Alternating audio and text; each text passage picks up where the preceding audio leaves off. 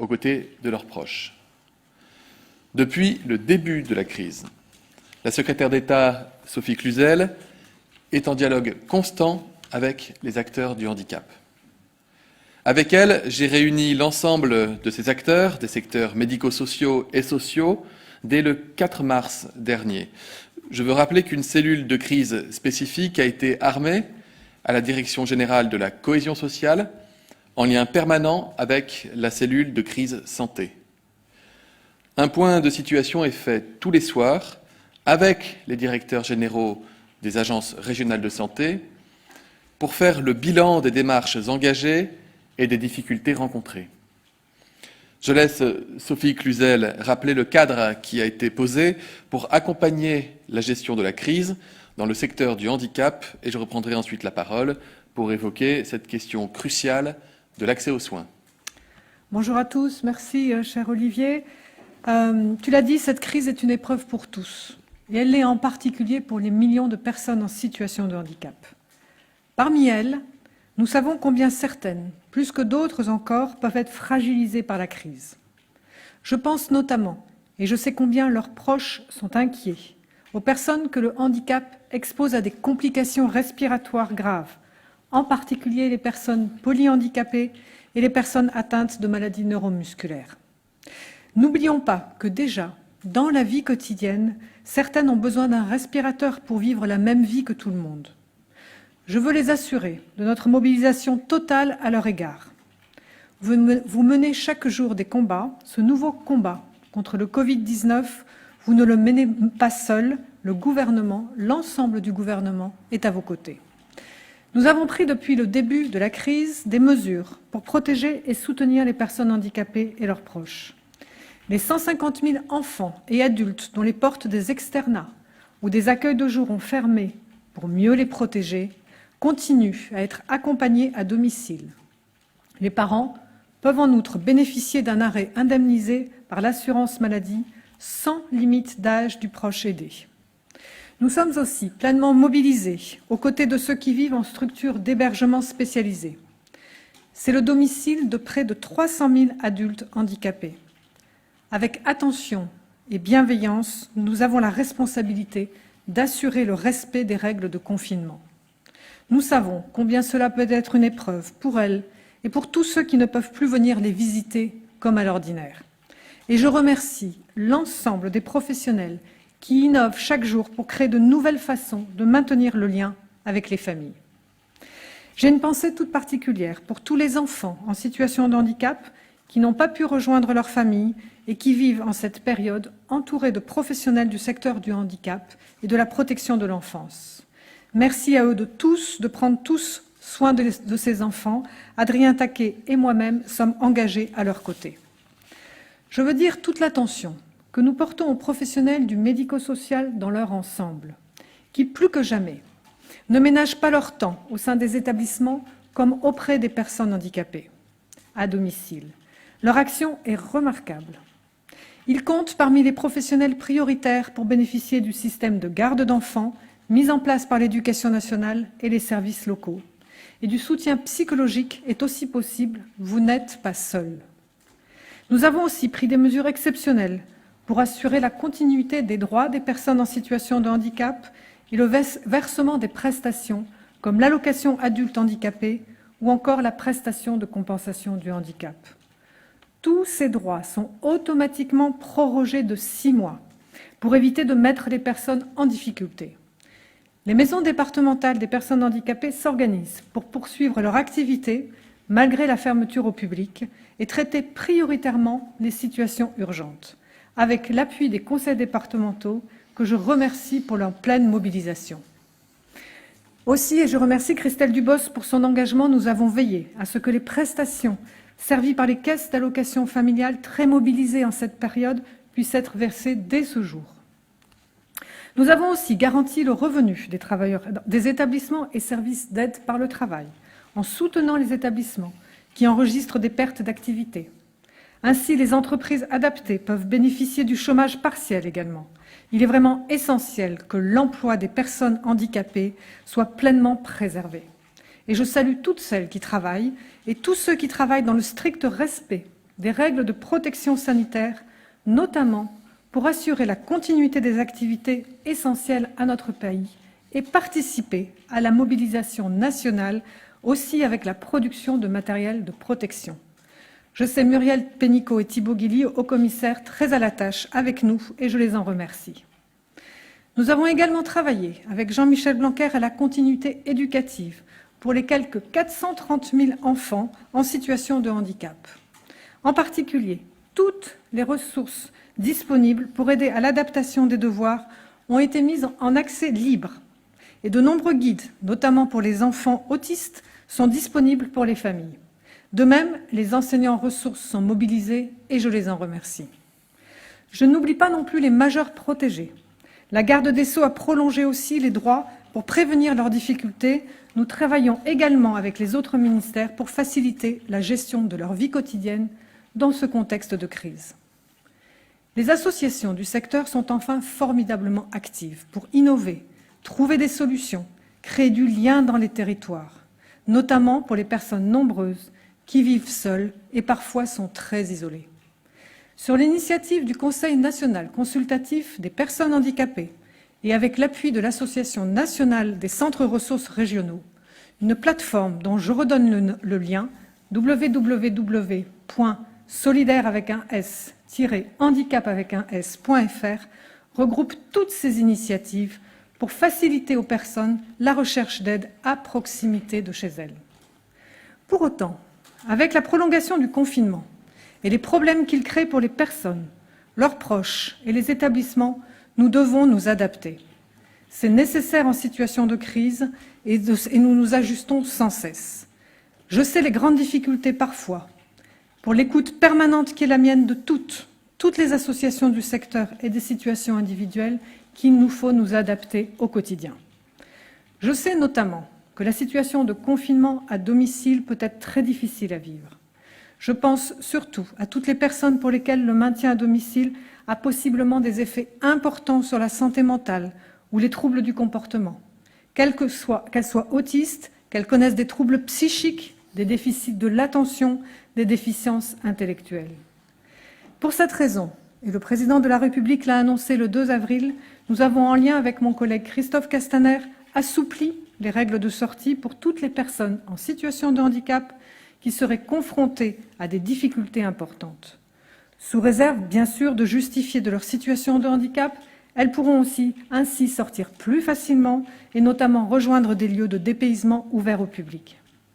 Cette souplesse ne va pas sans un strict respect des gestes barrières sanitaires, bien sûr. Elle vient en complément de mesures spécifiques déjà prises, comme l'attestation disponible en FALC, facile à lire et à comprendre, et le fait de ne pas exiger de personnes aveugles ou malvoyantes d'attestation sous condition de présenter une carte d'invalidité ou un document justifiant d'un tel handicap. Aussi, j'ai demandé à l'ensemble des professionnels des établissements et services médico-sociaux, ainsi que du domicile, d'avoir une attention particulière aux besoins de répit des proches aidants qui peuvent être épuisés, tant physiquement, bien sûr, que moralement dans cette période. Parmi les solutions possibles, et au-delà du relayage à domicile, il pourra notamment être proposé, après échange collégial, un accueil temporaire des proches aidés pour une période de 7 à 14 jours renouvelables dans un internat. Toutes ces solutions doivent toujours se concilier et s'adapter avec les exigences de protection sanitaire des personnes, en particulier de celles qui présentent des fragilités par rapport au virus. Nous souhaitons en outre, avec le ministre de la Santé, cher Olivier, prendre des mesures aujourd'hui pour garantir l'accès aux soins, en lien avec les agences régionales de santé, dont les équipes font preuve d'un engagement exceptionnel au service de tous les Français. Avant de te céder la parole, Olivier, je tiens à redire tout le soutien du gouvernement aux personnes, à leurs proches aidants, ainsi qu'à tous les soignants, accompagnants, les professionnels du médico-social et de l'aide à domicile, les auxiliaires de vie, les associations qui mobilisent leurs forces et leurs capacités d'innovation, avec le soutien de toutes les administrations de l'État comme des collectivités, pour organiser la continuité de l'accompagnement et son adaptation aux difficultés particulières qui émergent dans la crise. Merci. Merci, chère Sophie. Je veux à présent évoquer le sujet crucial pour les personnes en situation de handicap et pour leurs proches aidants, de l'accès aux soins. D'abord, je voudrais rappeler que pour les personnes les plus fragiles, notamment les personnes en situation de handicap, atteintes par une maladie chronique, comme les personnes polyhandicapées dont je mesure pleinement les difficultés dans la période, nous devons garantir une continuité des soins malgré la situation de crise que nous connaissons. C'est une évidence que de le dire, mais je l'affirme. Comme pour tous nos concitoyens, c'est un point majeur. La déprogrammation, vous le savez, de certaines activités de soins visant à libérer de la place dans les hôpitaux ne doit pas nous conduire à remettre en question cette continuité des soins, ni entraîner des pertes de chance. Pour cette raison, j'ai pris des mesures pour assurer l'accès des personnes handicapées aux consultations médicales et aux actes paramédicaux, actes infirmiers, orthophonistes, qui ne peuvent pas être interrompus sans perturber gravement l'accompagnement. Ensuite, nous devons prendre les mesures qui s'imposent pour accompagner les personnes, les professionnels, les aidants dans la gestion de la crise. Je ne reviens pas sur les mesures de prévention qui ont été mises en place dans les établissements depuis plusieurs semaines et que Sophie Cluzel vient de rappeler. Je veux simplement dire que je sais que les premiers temps de la crise ont été très largement occupés par la question de l'approvisionnement en matériel de protection et notamment en masques. Car c'est vrai, ils ont mis du temps à arriver sur le terrain et c'est vrai, certains établissements et certains services ont été, et certains le sont encore d'ailleurs, je le sais, inquiets. Les livraisons sont désormais hebdomadaires à travers les groupements hospitaliers de territoire, que ce soit pour les établissements ou pour le domicile. Je sais que des difficultés subsistent à certains endroits et croyez-moi, nous mettons toute notre énergie pour arriver à les résoudre. Je précise aussi que je souhaite que ces mesures soient renforcées par le déplacement d'équipes mobiles de prélèvement dans les établissements pour faciliter le test des personnes accompagnées et des personnels. Faire en sorte que ce soit davantage les personnes qui font les tests, qui les font passer, qui se déplacent. Au-delà de la prévention, les actions que nous mettons en place pour la santé des personnes en situation de handicap reposent sur deux principes. Le premier, c'est de soutenir solidement les établissements lorsqu'ils doivent organiser les soins de cas suspects ou confirmés de Covid. Nous souhaitons qu'un maximum de ressources extérieures soient mobilisées en appui de la prise en charge en établissement, grâce à des mesures d'urgence, dont un certain nombre sont déjà déployées ou sont en passe de l'être. J'en citerai quelques-unes. Mobilisation et réorientation des professionnels des 34 plateaux de consultation dédiés au handicap, type HandiConsult et HandiSoins, en expertise et en appui pour les établissements confrontés à des cas suspects ou confirmés de Covid-19. Nous avons simplifié les modalités d'accès à l'hospitalisation à domicile afin de permettre une intervention plus réactive et plus fréquente dans les établissements. Nous étendons à ces établissements l'accès aux équipes mobiles d'hygiène hospitalière pour de l'aide à la mise en place des mesures barrières, mais aussi pour des mesures d'hygiène et de nettoyage. Nous mettons tout en œuvre pour déployer au maximum les solutions de télémédecine, de téléexpertise, de télésuivi. Et lorsque les ressources internes sont insuffisantes, le recours aux professionnels de santé doit être facilité par la mobilisation de professionnels de santé volontaires, les libéraux par exemple, mais également la réserve sanitaire, les étudiants en santé et, le cas échéant, si les difficultés ne peuvent pas être résolues, par la réquisition de professionnels de santé. La mobilisation de ces solutions sera assurée par la cellule médico-sociale mise en place par toutes les agences régionales de santé. Cette cellule sera l'interlocuteur des professionnels du grand âge et du handicap de manière transversale.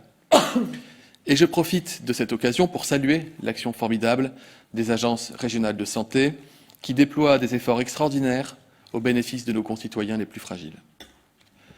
Le deuxième principe, c'est celui de l'anticipation et de l'organisation d'une prise en charge à l'hôpital lorsque cela s'avère nécessaire. Je veux d'abord rappeler, au vu des préoccupations que j'ai entendues, que les personnes atteintes de handicap doivent bénéficier des mêmes soins que que le reste de la population.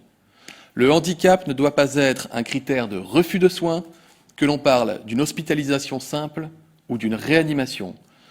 Je réagis ainsi à une polémique qui s'est faite jour suite à la publication interne au sein d'une agence régionale de santé de documents qui émanaient d'une société française et qui auraient pu laisser à penser que la présence d'un handicap psychique ou d'un handicap cognitif puisse constituer un frein à l'admission en réanimation de malades atteints du Covid-19. Je pourfends cela avec la plus grande fermeté. Moi-même, neurologue hospitalier dans la vie civile, je constate que les personnes avec handicap psychique, handicap cognitif, ont le droit aux mêmes soins dans toutes les conditions et qu'il ne saurait être question de mettre le moindre obstacle à leur admission pour ces seuls motifs. Nous devons nous assurer que les centres 15 puissent remplir partout leur mission en prenant en compte les fragilités propres à certains handicaps. Pour cela, entre autres, des fiches réflexes élaborées avec les associations et avec les fédérations leur seront transmises dans les plus brefs délais. Je connais la force et la constance de l'engagement des professionnels du SAMU, je veux ici les saluer, et je ne doute pas que le SAMU saura réagir à toute situation avec la même détermination et la même mobilisation, quel que soit le patient concerné. À terme, nous devrons tendre vers un système dans lequel, dans chaque centre 15, un médecin régulateur sera également un spécialiste du handicap.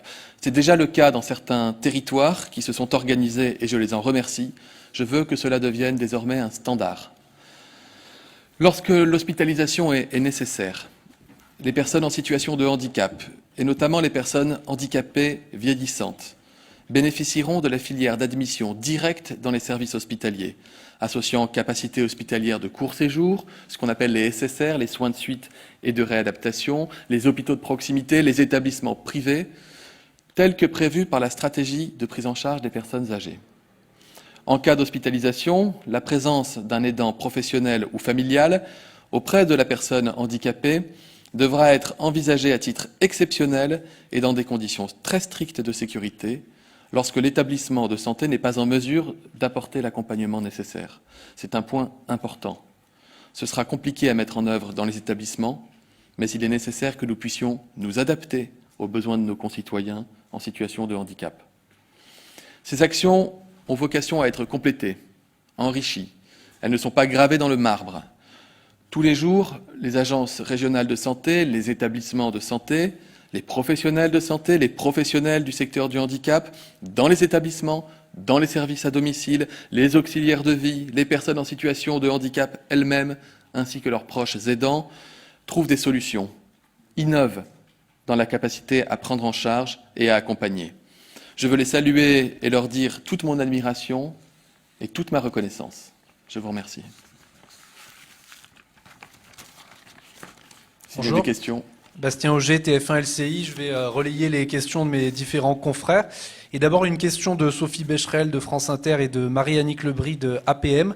Est-ce que vous avez un chiffre, un bilan des personnes en situation de handicap qui ont été atteintes par le Covid-19, qui en sont décédées? Et est-ce que vous avez des chiffres également sur les personnes et personnels qui sont en charge, en soins des personnes en situation de handicap? Et est-ce qu'un éventuel renfort est nécessaire? Je réponds. Vas-y. Sur la question du nombre précis de personnes en situation de handicap atteintes de Covid-19, ce sont des données que nous demandons aux établissements de remonter à travers les agences régionales de santé. Vous savez que nous l'avons fait s'agissant des établissements pour personnes âgées. Le spectre et le périmètre est très large quand on parle de médico-social. Avoir des données affinées par type d'établissement est quelque chose qui est à la fois complexe et qui doit pouvoir faire sens, c'est-à-dire que ça devrait, pour en bénéficier totalement, engager des actions particulières. Or, ces actions particulières, nous les engageons sans attendre. Je l'ai dit, le personnel qui travaille au sein d'établissements hébergeant des personnes en situation de handicap fait partie de la liste prioritaire des personnes qui doivent être testées aux moindres symptômes. Les conditions d'isolement, de confinement, de prise en charge, d'accompagnement sont des conditions qui sont déjà établies et qui répondent déjà à des normes extrêmement complexes et pointues de manière à préserver ce public. Il y a des publics en situation de handicap qui ont des fragilités particulières, d'autres dont le handicap n'engendre pas de fragilité particulière. Dans tous les cas, nous mettons tout en œuvre pour à la fois protéger ces personnes, mais également protéger et dépister sans délai les personnes qui s'en occupent. et qui les prennent en charge et les accompagnent. Peut-être compléter aussi pour souligner la coopération entre les acteurs du médico-social, entre les différentes fédérations et différentes associations, pour justement mettre à disposition certains professionnels qui sont un peu plus disponibles du fait de la fermeture de certains centres d'accueil. Et je tiens vraiment à souligner cette coopération de territoire qui s'est mise en place entre les différentes associations et fédérations du médico-social avec qui nous sommes, et je suis en relation quasi hebdomadaire pour justement pointer ces mobilisations potentielles de renfort des établissements médico-sociaux entre eux également. Merci. Une question de Lucille Malandin de l'AFP. Alors vous avez évoqué déjà, Monsieur le Ministre, les inquiétudes sur un éventuel tri. Désolé pour le terme, mais c'est l'inquiétude qui est exprimée des personnes handicapées pour l'accès à l'hôpital. On a bien compris que vous aviez dit que vous refusiez un tel tri, mais est-ce que vous pouvez dire aujourd'hui si c'est une pratique qui a existé jusqu'à présent ? Je ne peux pas imaginer que cette pratique existe. C'est pour moi insensé. Et comme citoyen, et comme médecin neurologue, et comme ministre des Solidarités et de la Santé, considérer que parce que vous seriez porteur d'un handicap, fût-il physique, psychologique, cognitif ou je ne sais, vous restez un humain qui est malade et qui a besoin de soins, et qui a besoin des mêmes soins que tout humain, qu'il soit porteur de handicap ou non porteur de handicap. Donc, encore une fois, je comprends l'émotion. L'émotion, elle n'est pas... La polémique n'est pas née d'une pratique qui aurait été observée, mais de la publication en interne au sein d'une agence régionale de santé, d'une publication elle-même modifiée par une société savante et pour laquelle j'ai demandé à ce que toutes les interventions soient faites afin de clarifier les choses.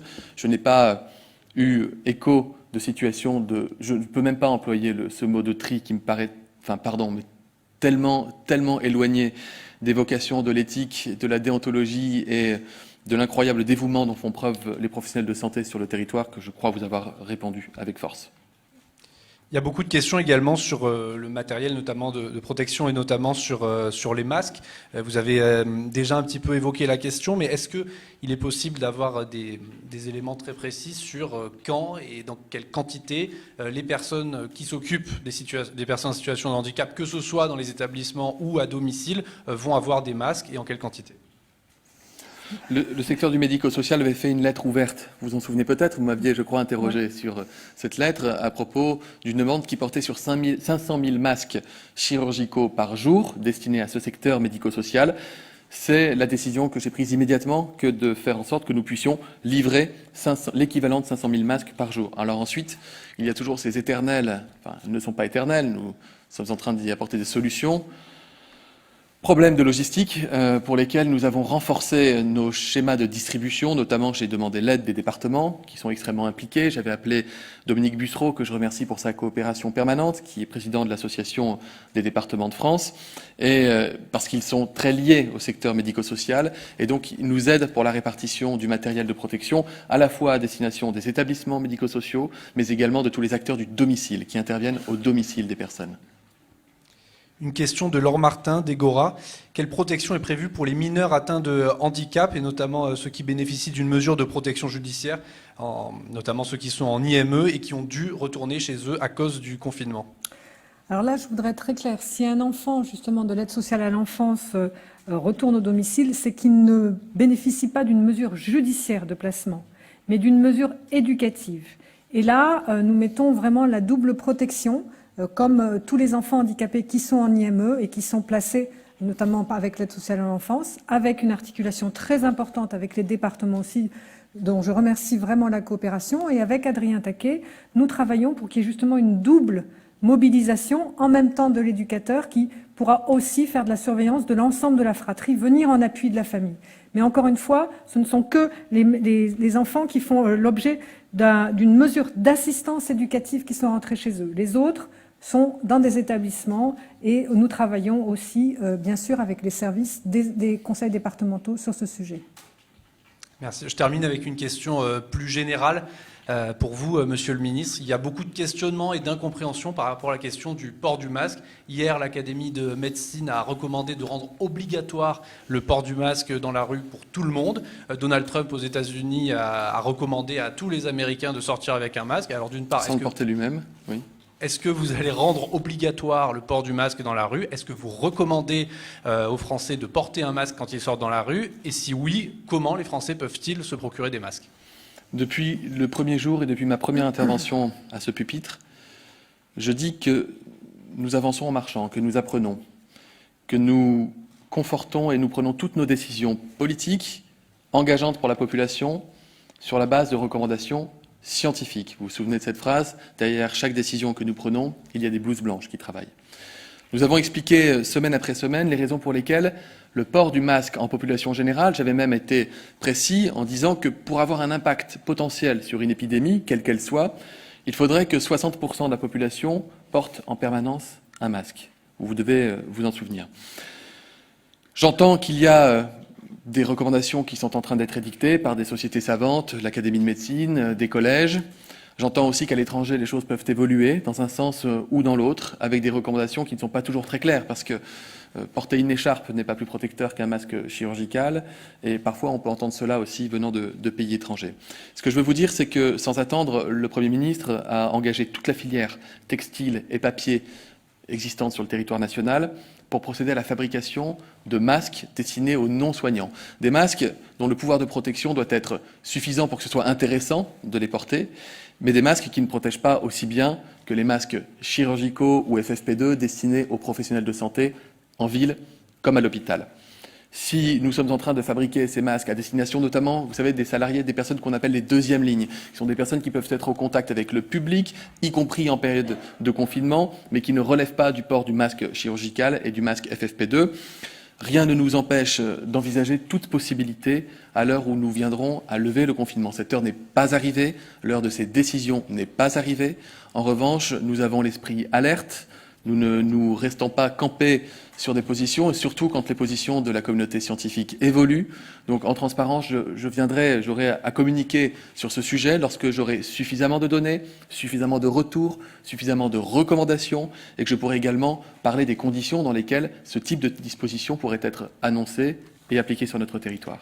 Peut-être ajouter l'effort, je tiens à le souligner, l'effort de tout le secteur handicap à travers le projet Résilience, qui est un consortium avec les PME du textile, les entreprises adaptées et les ESAT et les entreprises d'insertion qui vont produire ces masques de deuxième ligne. Et donc les travailleurs handicapés participent également, amènent leur pierre à l'édifice de cet effort économique. C'est à souligner car tout ce secteur-là s'est mis vraiment en ordre de marche pour travailler ensemble. Merci. Voilà. Merci.